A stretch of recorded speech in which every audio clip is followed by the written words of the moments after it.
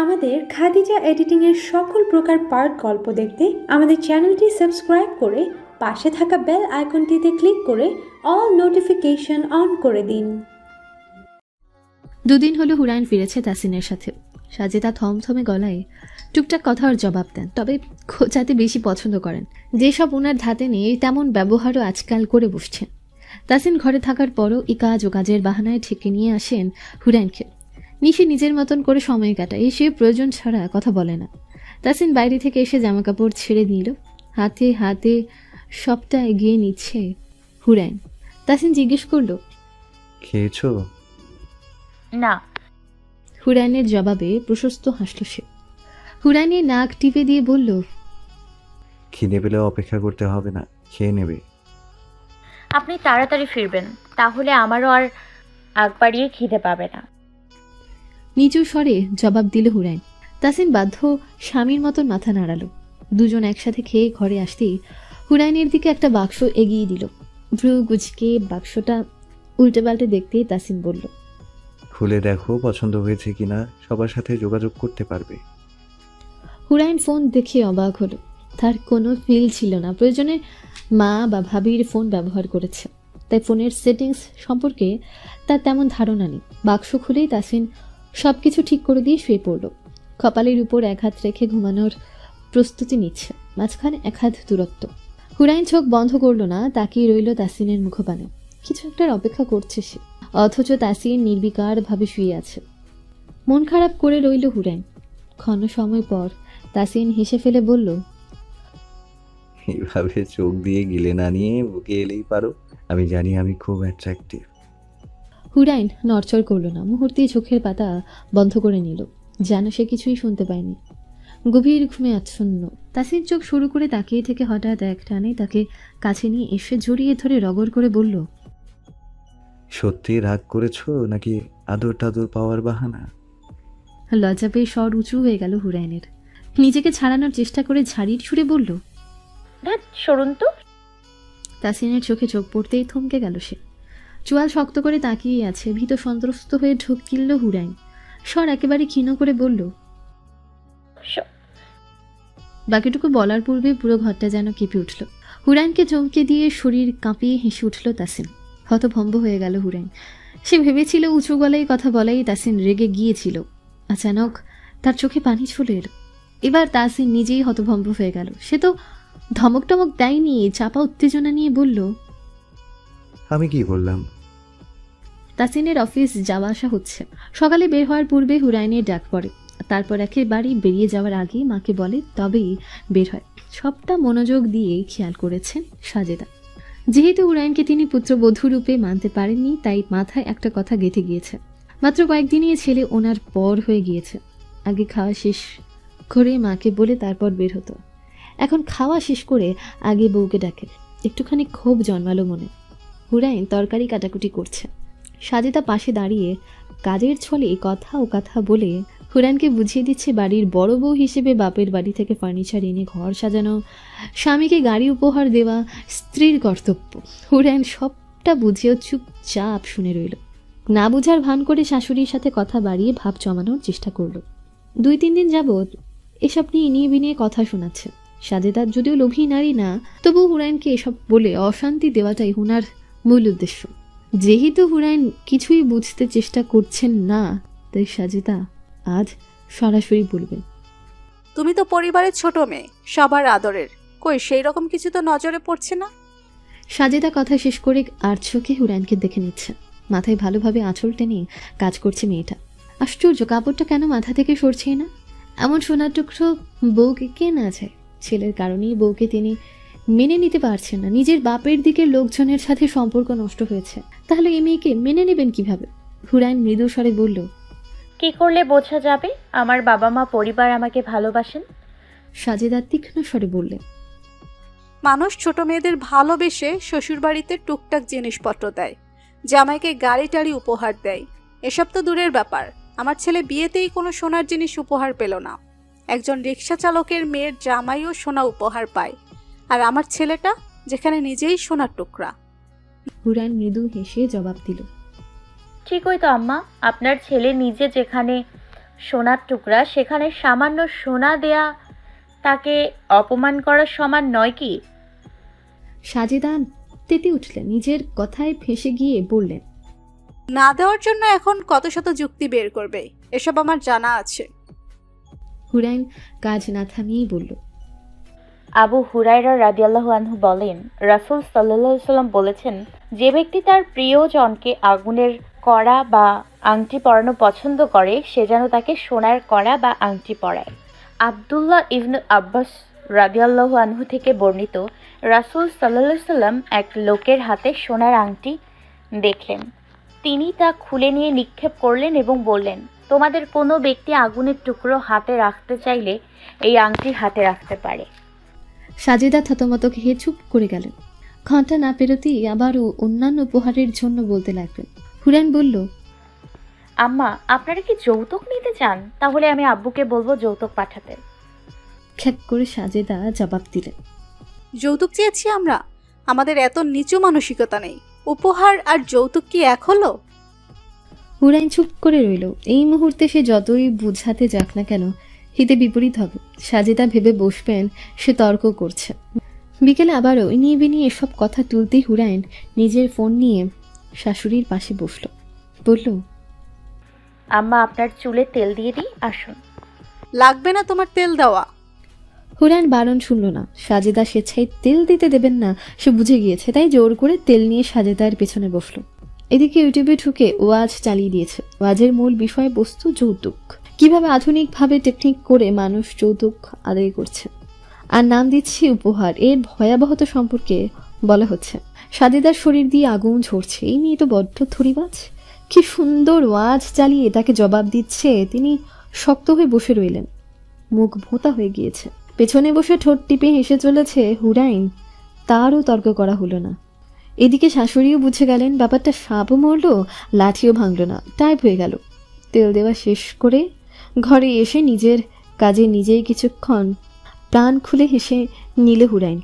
পুরো আওয়াজ শেষ করে তবেই উঠেছে সে। সাজেদা একটু কথাও আর মুখ দিয়ে বের করেননি। শক্ত হয়ে একইভাবে বসেছিলেন। তীব্র যন্ত্রণায় দিন কাটছে ফাবিহা। বাড়ি এলে তাসিনের কথা মনে পড়ে, আর ক্যাম্পাসে গেলে শাবাবের যন্ত্রণায় অতিষ্ঠ হয়ে পড়ে। আজ আর একদমই ক্লাসে যেতে ইচ্ছে করছে না। সে শুয়ে পড়ল। মা এসে ডাকাডাকি করে গেলেন। ফাবিহা জানিয়ে দিল সে আজ ক্লাসে যাবে না। এখন যেন ডাকাডাকি না করে। বাবার কথা মনে পড়ল তার। মানুষটা তার জন্য অধিক দুশ্চিন্তা করেন। তার সাথে সাথে তার বাবাকেও দৌড়ের উপর রেখেছে শাবাব। বাবা কেমন অস্থির হয়ে পড়েন। বয়স হয়েছে, পূর্বের মতন শারীরিক আর মানসিক শক্তি কোনোটাই নেই। তাকে নিয়ে চিন্তা করে কালও অসুস্থ হয়ে পড়েছেন। তিনি এমনিতে হার্ট রোগী। ফাবিহা সিদ্ধান্ত নিল বাবাকে আর কিচ্ছু জানাবে না। সে শাবাবের সাথে সমঝোতায় এসে সবটা মিটমাট করার চিন্তা ভাবনা করলো। ফাবিহা দুদিন ক্লাসে গেল না, কারণ ফোন বেজে যাচ্ছে অনেকক্ষণ ধরে। শব্দ পেয়ে ঘরে এসে নম্বর দেখল। অপরিচিত নম্বর দেখে প্রথমেই রিসিভ করলো না। মাথা খাটানোর চেষ্টা করলো এটা তাদের কারো নাম্বার কিনা। তেমন কারো কথাই মনে পড়ছে না। ফাবিহা ফোন তুলে সালাম দিল। ওপাশ থেকে সালামের জবাব এলো না। ফেসে এলো ধমকের সুর। এই জানেমান, ক্যাম্পাসে আসছো না কেন? আমার শ্বশুর কি অক্কা পেয়েছে? তুমি শোক পালন করছো? আমি তো মেয়ের জামাই, আমাকে খবর দেওয়া তোমার উচিত ছিল। কথার ধরন শুনে ফাবিহা বুঝে গেল এই লম্পট শাবাব। তার বাবাকে নিয়ে উল্টাপাল্টা কথা শুনে মেজাজ খারাপ হয়ে গেল। মুখ দিয়ে আবার সুশীল ভাষা বের হলো না। প্রচণ্ড উগ্র কণ্ঠে বলল, তোর বাপের কথা বলতে পারিস না? হ্যাঁ, আমার বাবাকে নিয়ে আর যদি উল্টাপাল্টা কথা বলিস তো এক কোপে তোর মাথা আলাদা করে দেব, এরপর জেলে যাব। অসভ্য, অজাত কুজাতের বংশধর। ফাবিহার শরীর কাঁপছে রাগে। তার চোখে পানি চিকচিক করছে। বাবা তার প্রাণ, আর সেই বাবাকে নিয়ে বিন্দুমাত্র কথা সে সহ্য করবে না। এত বড় কথা তো নয়। শাবাব বেহায়ার মতন হো হো করে হেসে বলল, এত রাগ? আগে বলো ক্যাম্পাসে আসছো না কেন? আমাকে ভয় পাচ্ছ?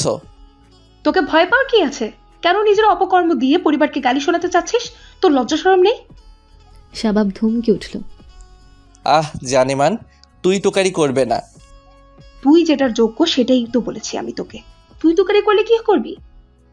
আজীবনের জন্য মুখটাই বন্ধ করে দেব জান। এবার শাবাবের স্বর কঠিন শোনালো, যেন ফাবিহাকে সামনে পেলে এক্ষুনি টুটি চেপে ধরে মেরে ফেলত। ফাবিহা ফুসফুস করে বলল, তোর ওই নোংরা মুখে আমাকে জান ডাকবি না। আজীবন আমার মুখ থেকে তোমায় জান শুনতে হবে জানেমান। কাল সোজা ভার্সিটি আসবে, নয়তো কি? তোমার বাসায় চলে যাব। হাঙ্গামা করলে আশেপাশের মানুষ যখন কানাকানি করবে তখন আমার শ্বশুর শাশুড়ি ঠিক থাকবেন কিনা সেটাই দেখার বিষয়। সেদিন একটুখানি দৌড়ঝাঁপ করেই শ্বশুর আমার হাঁপিয়ে গিয়েছেন। ভেবে দেখো তুমি কি করবে। ফাবিহা অতিষ্ঠ হয়ে বলল, কি চাও তুমি? কেন আমার আর আমার পরিবারের সাথে এমন করছো? এসব করব না আমি। তোমার বাবা মা শান্তিতে থাকবে একটা শর্ত আছে। ফাবিহা হার মানার ভঙ্গিতে বলল, কি শর্ত? আমি যতদিন চাইব ঠিক ততদিন তুমি আমার সাথে প্রেম করবে। আমার ইন্টারেস্ট হারিয়ে গেলেই তোমার মুক্তি মিলবে। আতঙ্কে মৃদু চিৎকার দিল ফাবিহা। অসম্ভব। শাবাব হেসে বলল, তাহলে এসব চলতে থাকবে সব সময়। জেনে খুশি হবে যে আমি তোমার বিয়ে হতে দেব না, আর নিজেও তোমায় বিয়ে করব না। যতবার পাত্রপক্ষ আসবে ততবারই তারা জানবে তুমি আমার বউ। ফাবিহা দাঁতে দাঁত চেপে বলল, তোমার মতো কুলাঙ্গারের জন্ম দিয়ে তোমার মা কতটা আফসোস করেছেন সেটা দেখার খুব ইচ্ছে আমার। তাহলে বের হও, আমি আসছি তোমাকে নিতে। তোমার ইচ্ছেও পূরণ হবে, সাথে শ্বশুর বাড়িও ঘুরে দেখবে। ফাবিহা অতিষ্ঠ হয়ে বলল, আল্লাহ তোর বিচার করুক, তুই মরতে পারিস না শয়তান। শয়তান মূল্যে তোমার মতো ভালো মানুষদের কাতুকুতু দিবে কে? এবার কল কেটে বিছানায় ফোন ছুঁড়ে মারল ফাবিহা। নিজের চুল নিজের ছিঁড়তে ইচ্ছে করছে। শাবাব ফোনের দিকে তাকিয়ে আছে, তার ঠোঁটে স্পষ্ট হাসি রেশ। ভীষণ কণ্ঠে হাসি কন্ট্রোল করেছে সে। ঘন অন্ধকারে তলিয়ে যাওয়া শহরে মিঠে আলোর ছোঁয়া। রাত্রি বোধ করা যায় 12র ঘর পেরিয়েছে। এখনো জেগে আছে দুজন মানুষ। কলিং বেলের শব্দ কর্ণকুহরে পৌঁছতে ত্রস্ত পায়ে ছুটে গেলেন মধ্যবয়স্ক নারী সুমাইয়া। পেছনে ফিরলে হয়তো স্বামীর রোষপূর্ণ দৃষ্টি দেখতে পেত। সুরাইয়া দরজা খুলে দিতেই কাঙ্ক্ষিত চেহারা ভেসে উঠল। চিন্তা মুক্ত হলেন তিনি। শাবাব মায়ের সাথে হেসে কথা বলে ভেতরে ঢুকতে গিয়েও ঠোঁটের হাসি মিলিয়ে গেল বাবাকে দেখে। সুরাইয়া ছেলেকে ঠেলে বললেন, হাত মুখ ধুয়ে আয়, খাবার দিচ্ছি। ফিরোজ আমলের চোখের চাহনি কঠিন। দরাজ গলায় বললেন, বাড়ি না ফিরলেই হতো। এত রাত পর্যন্ত যেখানে কাটিয়েছিস সেখানেই বাকি রাত পার করে দিতে পারতি। সুমাইয়া বিরক্ত মাখা গলায় বললেন, আহা, এমন করছো কেন? ছেলেটা মাত্র বাইরে থেকে এসেছে। বাইরে থেকে এসেছো তো কি হয়েছে? কাজ করে তো আসুনি, আনন্দ ফুর্তি করে এসেছে। বসে বসে আমার অন্য ধ্বংস করা ছাড়া আর তো কোনো কাজ নেই। শাবাব বাবার কটাক্ষ স্বরের বিপরীতে তীব্র প্রতিবাদ জানালো। দমে না গিয়ে বলল, খাবো না তোমার খাবার। বারবার এসব খোটা ভালো লাগে না। মেজাজ চড়েছিল ছেলের উপর। এবার আরেকটু খেপে গেলেন ফিরোজ আলম। বললেন, কতবার আর একই কথা বলবি বলতো? না নিজে চাকরি বাকরি কিছু করছিস, আর না আমার সাথে থেকে ব্যবসার হিসাব বুঝে নিচ্ছিস। আমি তো এখনই সব ঘাড়ে নিতে বলিনি। যতদিন আমি বেঁচে আছি তোর চিন্তা করার কোনো দরকার নেই, কিন্তু সবটা তো বুঝে নিবি, সেটাও করছিস না। তাছাড়া চাকরির কথা বলছিসই বা না কেন? রেজাল্টের নমুনা দেখলে কেউ চাকরি দেবে না। না খুচু শাবাবের অহংকার যেন মুহূর্তে ঝনঝন করে ভেঙে চূর্ণ হলো। নিজের অপমান সে কিছুতেই মেনে নিতে পারে না। আর রেজাল্ট, পড়াশোনা দিয়ে কি হবে? কতজন পড়াশোনা করে কত কিছু করতে পেরেছে। 90% মানুষই শিক্ষিত বেকার। তার বাবার টাকা থাকতে সে কেন শুধু শুধু মেধা খাটাতে যাবে? বাবাকে শুনিয়ে দিল কিছু কথা। পড়াশোনা ভালো রেজাল্ট দিয়ে কতজন তোমার মতো টাকা কামিয়েছে? ছোটবেলায় আমার বাবা স্কুল চুরি করেছে। আমি সাধু সন্ন্যাসী হব এটা ভাবাও আমার বাবার নির্বুদ্ধিতার প্রমাণ।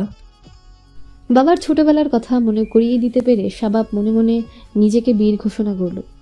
ভেবেছিল বাবাকে বুঝে টেক্কা দিতে পেরেছে। ফিরোজ আলম বললেন, আমি স্কুল পলাতক ছাত্র হয়ে যা করেছি তুই শুধু এর 1/3 করে দেখা। শাবাব বলল, যার বাপের এত কিছু আছে তার আবার কিছু করার কি দরকার? মা ভাত দাও। ফিরোজ আলম চরম হতাশ এই ছেলেকে নিয়ে। সাথে আশ্চর্য সুরে বললেন, একটু আগে না বললে আমার খাবার খাবি না? এখন খাবার দিতে বলছিস কোন মুখে? শাবাবের স্বাভাবিক জবাব, আমি তো তোমার খাবার খাবো না বলেছি, মাকে তো আমার খাবার দিতে বলেছি। সুরিয়া চোখ নামিয়ে বলল, শাবাব, চুপচাপ হাত মুখ ধুয়ে আয়। বাবার সাথে এভাবে তর্ক করা ভালো না। শাবাব এবার চুপ করে চলে গেল নিচের ঘরে। ফিরোজ আলম স্ত্রীর উদ্দেশ্যে বললেন, আমার জীবনের সবচেয়ে বড় ভুল তোমার কথায় ছেলেকে প্রশ্রয় দেওয়া। বিয়ের 1 যুগ পর জন্ম নেওয়া সন্তান তার মাঝে একমাত্র সন্তান বলে ওকে অতিরিক্ত মাথায় তুলে ফেলেছি। এখন না পারছি মাথা থেকে সোজা পথে নামাতে, আর না পারছি একেবারে আঁচড়ে ফেলতে। এক সন্তান হিসেবে ওর প্রতি অতিরিক্ত আবেগী হয়ে শাসনের কথাই ভুলে গিয়েছি। সন্তানের আদরের পাশাপাশি শাসনও প্রয়োজন।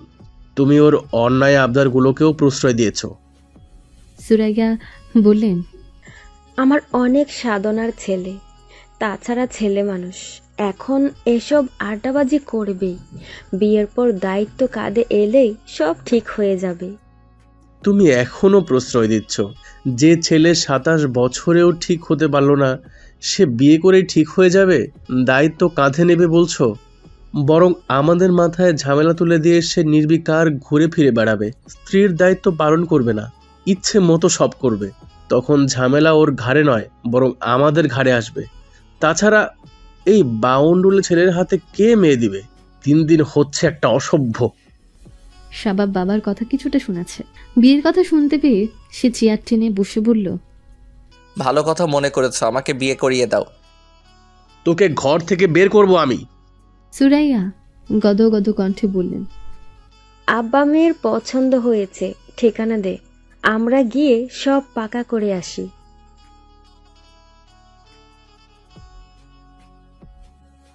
মেয়ে রাজি না, মেয়ের বাপও রাজি না, শুধু আমি রাজি। ফিরোজ আলমের ধৈর্যের বাঁধ ভেঙে যাচ্ছে। নিজেকে আর নিয়ন্ত্রণ করতে পারছে না। এক্ষুনি হামলে পড়ে ঠাস ঠাস করে গালে দুটো দিয়ে বসবেন।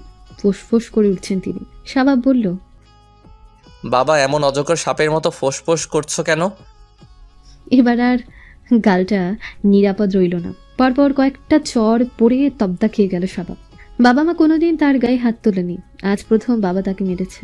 খাবার ছেড়ে উঠে গেল সে। সুরাইয়া ছেলেকে আটকানোর চেষ্টা করলেন, না পেরে কান্নাকাটি করে ফিরোজ আলমকে দোষারোপ করলেন। তুমি আমার ছেলেকে কেন মেরেছ? কে তোমার কানে বিষ ঢেলেছে? তুমি ওকে ইদানিং সহ্যই করতে পারো না। ফিরোজ আলম দাঁতে দাঁত চেপে বললেন, আমার তো এতদিনে চোখ খুলেছে, আফসোস আরো আগে কেন চোখ খুললো না। তুমি এখন অন্ধের মতো ছেলেকে তুলো করো। ভবিষ্যতে অন্ধকার ছাড়া কিছুই দেখতে পাবে না। যে ছেলে এখনো আদর দিয়ে বেয়াদব বানাচ্ছ, সেই তোমার আশা ভঙ্গ করবে। দেখো, যে ছেলেকে সামান্য চড় দেওয়ায় তুমি কান্নাকাটি করছো, যেই ছেলের দেওয়া ব্যথাতেই তুমি একদিন সময় কাঁদবে, দেখবে ঠিকানা হবে তোমার বৃদ্ধাশ্রম। আমার জীবনে আফসোস থেকে যাবে। না পারলাম ছেলেকে প্রাতিষ্ঠানিক শিক্ষায় শিক্ষিত করতে, আর না পারিবারিক সামাজিক ধর্মীয় শিক্ষায় শিক্ষিত করতে। তোমার পাশাপাশি সমান দোষী আমিও। আমার চোখ খুলে গেছে, দয়া করে নিজের চোখ দুটো খুলে আশেপাশে তাকাও। সুরাইয়া স্বামীর কথায় পাত্তা দিলেন না, মুখ ঝামটি দিয়ে ঘরে চলে গেল। খাবার দাবার ওভাবেই পড়ে রইল টেবিলে। দীর্ঘশ্বাস ছেড়ে ফিরোজ আলম খাবার সব গুছিয়ে রাখলেন। সুরাইয়ার প্যাঁচ কম, যা তিনি বুঝেছেন সেটাই সই। অন্য কেউ হাজার ব্যাখ্যা করে ভালো মন্দ বুঝালেও বুঝবেন না তিনি। সংসার আলাদা হওয়ার পর ফিরোজ আলম আশঙ্কায় থাকতেন সুরাইয়া সবটা গুছিয়ে নিতে পারবেন কিনা। দেখা গেল একটা জিনিস ঘরে নিজেদের আজ প্রয়োজন, কেউ এসে চেয়ে বসলে কোনো কিছু না ভেবে তাকে ওই জিনিসটা দিয়ে দেন। ঘুমাতে গিয়ে শান্তি পেতে ঘুমোতে পারেননি দু চোখের পাতা। ঘুমাতে গিয়েও শান্তিতে দু চোখের পাতা এক করতে পারলেন না তিনি। সুরাইয়া ফ্যাচ করে কেঁদেই যাচ্ছেন। এখন আর কিছু বললেই এই কান্না ফজরের পরও থামবে না। পুরোটা রাত এভাবেই কাটবে। কানে বালিশ চাপা দিয়ে পড়ে রইলেন। শাবাব পরদিন সকালে উঠে নাস্তা না করেই বেরিয়ে গেল। আজ আর অপেক্ষা করতে হলো না, পথেই মুখোমুখি হলো ফাবিহার। বন্ধুদের আড্ডায় বসলো তাসিম। কত ছেলে বন্ধু, মেয়ে বন্ধু। পূর্বে থেকে এমনভাবে মিশেছে যে এখন চাইলে এড়িয়ে যাওয়া সম্ভব না। যতটুকু পারা যায় হু হা উত্তর দিচ্ছে সে। একজন বলল, তাসিম কি কোনো কারণে রেগে আছো? দেখছি আমাদের সাথে কথা বলছো না। না, তেমনটা নয়। অপরজন বলল, আমার মনে হচ্ছে রেগে নেই, সুন্দরী বউ পেয়ে আমাদের এড়িয়ে চলতে চাইছে। তাসিম বলল, তোমরা ভুল বুঝো না, আসলে আমাদের এভাবে চলাফেরা উচিত না। কয়েকজন মুখ টিপে হাসলো। কয়েকজন সরাসরি হেসে বিদ্রুপ করে বলল, হুজুর নিয়ে বিয়ে করে তুইও দেখছি হুজুর হয়ে গেছিস। চিল ভাই, আমরা সবাই ভাই বোনের মতো, আমাদের কারো প্রতি কারো ওইরকম কোনো আকর্ষণ নেই, তাহলে কেন অযথা চিন্তা করছিস? তাসিন জানি এই যুক্তি সম্পূর্ণ দুর্বল, তবু তার মন বারবার বন্ধুদের কথায় সায় দিতে চাইছে। কতটা দুর্ভাগা মনুষ্য জাতি আমরা জানি যা করছি পাপ করছি, তবুও আমাদের মস্তিষ্ক খোঁড়া যুক্তি দেখে নিজের পাপকেও পুণ্য প্রমাণ করছে। নিজেকে বুঝিয়ে থাকি আমার অন্তর তো পরিষ্কার, আমার তো ইমান ঠিক আছে, অথচ আমরা টেরি পাই না অন্তর কতটা অসুস্থ ময়লা হয়ে গিয়েছে আমাদের। জানি কিন্তু মানি না। তাসিনও তার ব্যতিক্রম না। চাইলে মুহূর্তের মাঝে নিজেকে পরিবর্তন করা যায় না। জেনারেল পড়ু আধুনিক সভ্যতার সাথে তাল মিলিয়ে চলা মানুষের হৃদায়তপ্রাপ্ত হওয়া খুব সহজ কথা না। তাসিন বন্ধুদের আড্ডায় মজে গেল, ভুলে গেল স্ত্রীকে দেওয়ার কথা, সকলের সাথে হাসি ঠাট্টাই হারিয়ে গেল। রাতে বাড়ি ফিরে হুরাইনকে দেখতে না পেয়ে ঘরের দিকে পা বাড়ালো। দরজার কাছে যেতে গুনগুন শব্দে মধুর কণ্ঠস্বরে কিছু শুনতে পেল। সামনে তাকিয়ে যেতেই আরো স্পষ্ট হলো কুরআন তিলাওয়াতের মধুর কণ্ঠ। তাসিনের চোখ কান দুটোই জুড়িয়ে গেল। হুরাইনের চেহারার দিকে তাকিয়ে থমকে গেল সে। মনে পড়ে গেল সেই বন্ধুদের আড্ডার কথা। অনুশোচনা হচ্ছে, তবে এমন এক পর্যায়ে সে ঝুলে আছে যেখান থেকে মুক্তি পাওয়া দুষ্কর। আজ মন ভালো আছে ফাবিহার, তবে এই ভালো বেশিক্ষণ স্থায়ী হলো না। শাবাব নামক যুবকটা ফাবিহার জীবনের অশান্তি ডেকে আনতে যথেষ্ট। যেমন এখন পথিমধ্যে তাকে আটকে রেখে ফুরফুর মেজাজের কুলোখানি বানিয়ে দিয়েছে। রোজকার মতন পরিপাটি হয়ে বেশ ভাব নিয়ে সামনে দাঁড়ালো শাবাব। ফাবিহার শক্ত মুখে তাকিয়ে সুখ মিশ্রিত হাসি টানল ঠোঁটে, কৌতুক গলাতেও গভীরতা। কেমন টানা সুরে বলল, জানেমান। ফাবিহা চোখ বুজে নিজেকে স্বাভাবিক রাখার যথাসাধ্য চেষ্টা করল। ফোঁস করে নিঃশ্বাস ছেড়ে ঠান্ডা মাথায় বলল, তুমি তো আমায় ভালোবাসো না, এটা তোমার আচরণ স্পষ্ট একদম। তাহলে আমাকে এভাবে হেনস্থা করার কারণটা কি? আমি সত্যিই বিরক্ত। শাবাব খুব মনোযোগ দিয়ে ফাবিহার কথা বলার ভঙ্গিমা পরখ করল, যেমনটা একজন প্রেমিক করে থাকে। প্রেমিকার হাসি থেকে কথা বলার স্টাইলটুকু খুঁটিয়ে খুঁটিয়ে দেখা। শাবাবের জবাব না পেয়ে তার গতিবিধি ফাবিহাও লক্ষ্য করলো। এমন হ্যাংলামও দেখে একটু জোর গলায় বলল, স্পষ্ট করে বলো, কেন এসব করছো? তোমার চাওয়া কি? শাবাব এবার আর রসিকতায় গেল না। কথা বলতে গিয়ে অপমানে তার গালের হাড় শক্ত হয়ে এলো, দৃষ্টি ভীষণ ধারালো। তুমি আমায় রিজেক্ট করেছো, এবার আমি তোমাকে রিজেক্ট করব, এটাই আমার চাওয়া। ফারিহার খুব হাসি পেল, তাচ্ছিল্যের হাসি। সে নিজেকে দমিয়ে না রেখে হেসেও ফেলল, বলল, তোমার পেছনে ঘুরতে যাচ্ছে কি? হ্যাঁ, তুমি আমায় রিজেক্ট করবে? আমি তো তোমায় আগেই রিজেক্ট করে দিয়েছি। শাবাবের রাগ যেন আরো উত্তপ্ত হলো। ক্রোধের আগুনে হিসিয়ে বলল, আমায় রিজেক্ট করার একটা কারণ দেখাও হ্যান্ডসাম। অর্থ কোন দিক থেকে আমি অযোগ্য? ফাবিহা এক দৃষ্টিতে তাকিয়ে থেকে আফসোসের সুর তুলল, চোখে আঙুল দিয়ে দেখিয়ে দিল শাবাবের যোগ্যতার ঘাটতি। বলল, তুমি একটা চরিত্রহীন, এখানটায় তুমি অযোগ্য। তুমি বাপের পয়সায় চলো, এখানটায় তুমি অযোগ্য। তুমি মানুষকে সম্মান দিতে জানো না, এখানটায় তুমি অযোগ্য। কতটা প্রেম করতে পারলে সেটাকেই যোগ্যতা ভেবে তুমি যে অহংকার দেখাচ্ছ, সেটা কোনো যোগ্যতা নয়, এটা তোমার চরিত্রের দোষ। মেয়ে বাছ তুমি, আর সবার আগে মানুষ হও। তুমি একটা অমানুষ। অন্তত ছোট বাচ্চা থেকে বৃদ্ধকে পর্যন্ত তার প্রাপ্য সম্মান দিতে শেখো, তারপর নিজের যোগ্যতা নিয়ে প্রশ্ন তুলবে। সবকিছু ছাপিয়ে চরিত্রহীন শব্দটা তীরের মতন আঘাত করলো শাবাবকে। চোখের সাদা অংশ লাল হয়ে গেল রাগে। দাঁতে দাঁত চেপে বলল, এতদিন আমি মজা করলেও এবার আমি সিরিয়াসলি বলছি, আমি যদি চরিত্রহীন হয়ে থাকি তাহলে চরিত্রহীনকেই তোমার বিয়ে করতে হবে। প্রয়োজনে আমাকে যা যা করতে হয় করব। ফাবিহা যেন মজা পেল, রঙ্গ করে হাসলেও তার কথা ঠান্ডা মাথায় নিশানা বরাবর তীর ছোড়ার মতন বলল, শয্যা সঙ্গী দরকার তোমার। তুমি কতটা কামুক, চরিত্রহীন তা আবার প্রমাণ করে দিলে। সমাজের ভয়কেই কি বৈধতা অবলম্বন করতে চাইছো?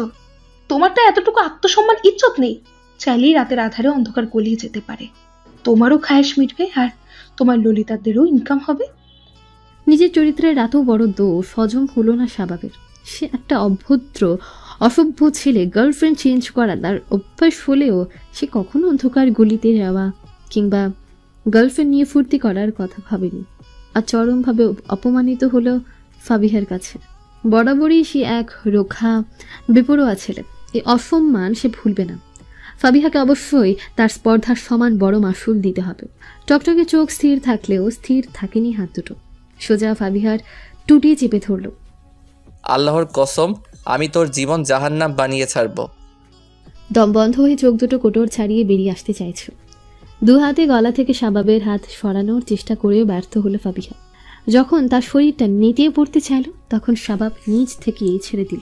ফাবিহা ঘন ঘন শ্বাস নিচ্ছে, এক্ষুনি তার মরণ হতে পারত। আঙ্গুল তুলে তাকে আরো একবার শাসিয়ে নিল শাবাব। প্রস্তুত থাকবি? ফাবিহা আপাতত যান শ্বাস প্রশ্বাস নিতে ব্যস্ত।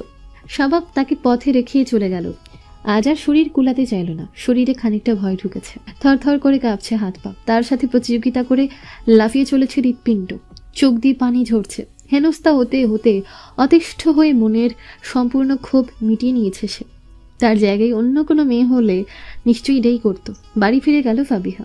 আর কত চুপ করে বসে থাকবে? বাবাকে জানাবে না বলেও জানিয়ে দিল আজকের ঘটনা। সোজা বাবার হাত ধরে পৌঁছে গেল থানায়। সহ্যের সীমা আর কত হলে সবের সমাপ্তি ঘটবে? ঘরে কার উপস্থিতি টের পেয়ে আয়াত শেষ করে কুরআন বন্ধ করে তাকালো। তাসিনকে দেখে মিষ্টি করে হেসে সব গুছিয়ে উঠে পড়ল। হুরাইন সামনে গিয়ে দাঁড়ালেও আজ আর তাকে জড়িয়ে ধরল না তাসিন। নিজের বিবেক তাকে বাধা দিচ্ছে। অবাক হলো হুরাইন। অন্যদিন জোর করে হলেও বাইরে থেকে এসে তাকে জড়িয়ে ধরত তাসিন, অথচ আজ সামনে পেয়েও নির্লিপ্ত। হয়তো শরীর অসুস্থ। নিচু স্বরে বলল, আমি খাবার আনছি, আপনি হাত মুখ ধুয়ে নিন। তাসিন নিজের জড়তাকে গম্ভীরতার সাথে মিলিয়ে ফেলল। গমগমে স্বরে বলল, বন্ধুদের সাথে খেয়ে এসেছি। মুখ ভার করলো হুরাইন। ছোট্ট করে বলল, আমি আপনার অপেক্ষায় ছিলাম। তুমি খেয়ে নাও। হুরাইন চুপচাপ এসে খেয়ে নিল। মনে অনীহা থাকলেও পেটে ক্ষুধা, তাই কথা বাড়ালো না। খাওয়া শেষ করে তাসিনের পাশে শুয়ে পড়ল। অনেকক্ষণ নিজের মনের সাথে যুদ্ধ করে তাকে নিজের দিকে টেনে নিল তাসিন। চুলের ভাঁজে হাত গলিয়ে তপ্ত শ্বাস ছেড়ে বলল, এবার তোমার গল্প শুনবো। বলো, আজ সারাদিন কি কি করলে? ছোট্ট এক টুকরো ভালোবাসায় হুরাইনের মন খারাপ উবে গেল। সে বেশ আগ্রহ নিয়ে তাসিনকে সারাদিনের গল্প শোনাচ্ছে। তাসিন আগ্রহ নিয়ে শুনছে কম, হুরাইনকে দেখছে বেশি। তার তুলনায় মেয়েটা নিতান্ত ছোট, তবে মস্তিষ্ক পরিপক্ক, বুঝতার নারী হওয়ার চেষ্টা করে সবসময়। কথা বলতে বলতে একসময় কণ্ঠনালীতে অধরের উষ্ণচুম্বন অনুভব করে শিউরে ওঠে হুরাইন। রাতের গম্ভীরতা বাড়ার সাথে সাথে গভীরতা বাড়ল ভালোবাসার। রাতে যে অনুশোচনা ছিল তাসিনের মাঝে, ভোরের আলো ফোটার পরেই হয়তো সে সব ভুলে গেছে। কলেজে যাওয়ার জন্য তৈরি হয়ে বের হলো নিশি। তার মুখে সাজসজ্জা, একটা থ্রি-পিস পরনে, ওনার গলায় ঝুলিয়ে রেখেছে। হুরাইন মৃদু স্বরে বলল, আপু, এভাবে বের হওয়া ঠিক নয়। নিশি হুরাইনের কথায় বিশেষ মাথা ঘামালো না, স্বাভাবিক গলায় বলল, আমি এভাবে চলতে অভ্যস্ত। আপনি যেমন আমার চলাফেরায় অভ্যস্ত নন, তেমনি আমিও আপনার মতো চলাফেরায় অভ্যস্ত নই ভাবি। নিজেকে পরিবর্তন করার চেষ্টা করতে ক্ষতি কি আপু? নিশি রাগান্বিত স্বরে বলল, দেখুন, আপনি ভাইয়ার স্ত্রী, তার যে কোনো ব্যাপারে নাক গলাবেন তাতে আমার কোনো সমস্যা নেই, সেটা আপনাদের ব্যাপার। কিন্তু প্লিজ আমার ব্যাপারে নাক গলাতে আসবেন না। নিজের স্বাধীনতায় অন্যের হস্তক্ষেপ আমার পছন্দ নয়। হুরাইন কেবল একটা কথাই বলল, নিজের মূল্য বুঝুন আপু, আপনি অমূল্য রতন। নিশি বিরক্তিতে মুখ গুজে বেরিয়ে গেল। তার গমন পথে চেয়ে তার হেদায়েত প্রার্থনা করল হুরাইন। বিয়ের পর থেকে দুজনের কোথাও ঘুরতে যাওয়া হয়নি। তাসিন আজ অফিসে শেষে প্রস্তুতি নিয়ে বাসায় এলো। হুরাইনকে ঘরে না পেয়ে খুঁজে দেখল সে সাজেদার ঘরে বসে আছে। যদিও সাজেদা এখনো হুরাইনকে মেনে নেননি, তবুও সে নাছর বান্দার মতন শাশুড়ির মন জয় করতে উঠে পড়ে লেগেছে। একবারই শাশুড়ির সব কাজ করে দিচ্ছে। বিকেলে অবসর সময় গল্প করে চেষ্টা করে। সাজেদার ঘরে এসে বসে থাকে। তাসিন মায়ের ঘরের দরজায় এসে হালকা কেশে নিজের উপস্থিতি জানান দিল। সাজেদা আর হুরাইন ফিরে তাকাতেই সে ঘরে ঢুকে মায়ের পাশে বসল। হাত ধরে জিজ্ঞেস করল, শরীর কেমন আছে মা? থমথমে গলায় জবাব এলো, ভালো। হুরাইনকে চোখের ইশারায় বলল, ঘরে যাও, আমি আসছি। হুরাইন যেন বুঝেও বুঝল না, না বুঝার ভান করে সেও ইশারায় শুধালো। তাসিন ফের বুঝালো, ঘরে যাও। ইশারায় স্বামী স্ত্রীর কথোপকথন সাজেদার চোখ এড়ালো না। প্রেমালাপ ধরে নিলেন তিনি। হুরাইন ঘরে যাচ্ছে না দেখে সরু চোখে তাকালো তাসিন। হুরাইন মিটিমিটি হেসে বসে রইল। এবার শান্ত একটা দৃষ্টি দিল তাসিন, যার অর্থ কাছে পেলে বুঝিয়ে দেব। হুরাইন ঢোক গিলে উঠে পড়ল, সাথে সাথেই কেটে পড়ল ঘর থেকে। দুর্বদ্ধ হাসল। পরপর সাজেদা বেগমের সাথে কথা বলার এক পর্যায়ে বলল, হুরাইনকে নিয়ে একটু বেরোবো মা, ফিরতে সন্ধ্যা হতে পারে। সাজেদার অভিব্যক্তি পরিবর্তন হয়ে গেল, কঠিন মুখে শুধালেন, কোথায় যাওয়া হচ্ছে? একটু ঘুরে ফিরে চলে আসবো। কটাক্ষর বান ছুড়ে দিলেন সাজেদা। হুজুর পরিবারের মেয়ে ঘুরতে যাওয়ার নাম মুখে নাই কিভাবে? তাসিন শান্ত স্বরে বলল, কে বলেছে তাদের ঘুরতে যেতে মানা? তাছাড়া সে তো পরপুরুষের সাথে যাচ্ছে না মা, আমি তার স্বামী। তোরা নিজেরা নিজেদের মর্জির মালিক, আমাকে বলার কোনো দরকার আছে? যা ইচ্ছে কর। রাগ করছো কেন মা? আমার রাগে কি তোর কখনো এসে যায়? বিয়ে যেহেতু নিজের মর্জি মাফিক করতে পেরেছিস, বাকি সবও নিজের মর্জি মাফিক করতে পারবে। আমরা বের হব একটু পর। বলে মায়ের ঘর থেকে বিদায় নিল তাসিন। সাজেদা বেগম আরও ফুঁসে উঠেছেন। তিনি ভাবতে পারেনি তাসিন ওনার কথা অমান্য করে বের হবে স্ত্রীকে নিয়ে। রাগে ফুসফুস নিঃশ্বাস ফেলছেন। তাসিন ঘরে ঢুকতেই হুরাইন ছিটে গেল ভয়। একবার ধরা পড়লে আর রক্ষে নেই। তাসিন তার দিকে তাকিয়ে থেকে কদম ফেলে এগিয়ে আসছে। পিছিয়ে যাচ্ছে হুরাইন। তার চোখের ছানি সুযোগ খুঁজছে পালাবার। এগিয়ে এসে খপ করে হুরাইনের হাত ধরে তাকে বুকের কাছে টেনে নিয়ে দুষ্ট হাসল। হুরাইন ছাড়া পাওয়ার চেষ্টা করে ভীত ও সন্ত্রস্ত গলায় বলল, আর করব না। করবে? আর আমি রোজ তোমায় শাস্তি দেব? আজকের শাস্তি রাতের জন্য তোলা রইল। একটু থেমে হুরাইনের নাকে টোকা দিয়ে বলল, তৈরি হও, আমরা আজ বের হব। হুরাইন খুশি হলো ভীষণ, তবু ইতস্তত করে বলল, আম্মাকে জিজ্ঞেস করেছেন? তাসিন বলল, তুমি আম্মার স্ত্রী নও, আমার স্ত্রী, তাই আমার অনুমতি তোমার জন্য যথেষ্ট। আমি আম্মার ছেলে, তাই আম্মাকে জবাবদিহি করার দায়িত্ব আমার। যাও, তৈরি হও। হুরাইন ঝটপট বোরকায় আবৃত করে নিল নিজেকে। নিকাব পরিধান করে মোজা হাতে নিল। তার হাত থেকে মোজা দুটো টেনে নিয়ে নিল তাসিন। কোমল হাত ধরে খুব মনোযোগ দিয়ে মোজা পরিয়ে দিল। ছোট ছোট যত্নগুলো হৃদয় শীতল করে দেয় হুরাইনের। সে বিভোর হয়ে তাকিয়ে থাকে তার অর্ধাঙ্গের মুখে পানে। তাসিন চমৎকার হেসে বলল, এখন বের হব, তাই এমন চাহনি দিয়ে লাভ নেই। হুরাইন লজ্জা পেয়ে মাথা নিচু করে নিল। সে তো কেবল মুগ্ধতা প্রকাশ করেছে, অথচ দুষ্টু পুরুষ কত কি ভেবে বসে আছে। হুরাইনের অবস্থা দেখে হেসে ফেলল তাসিন। হাত টেনে বেরিয়ে গিয়ে মায়ের ঘরের দরজায় দাঁড়ালো।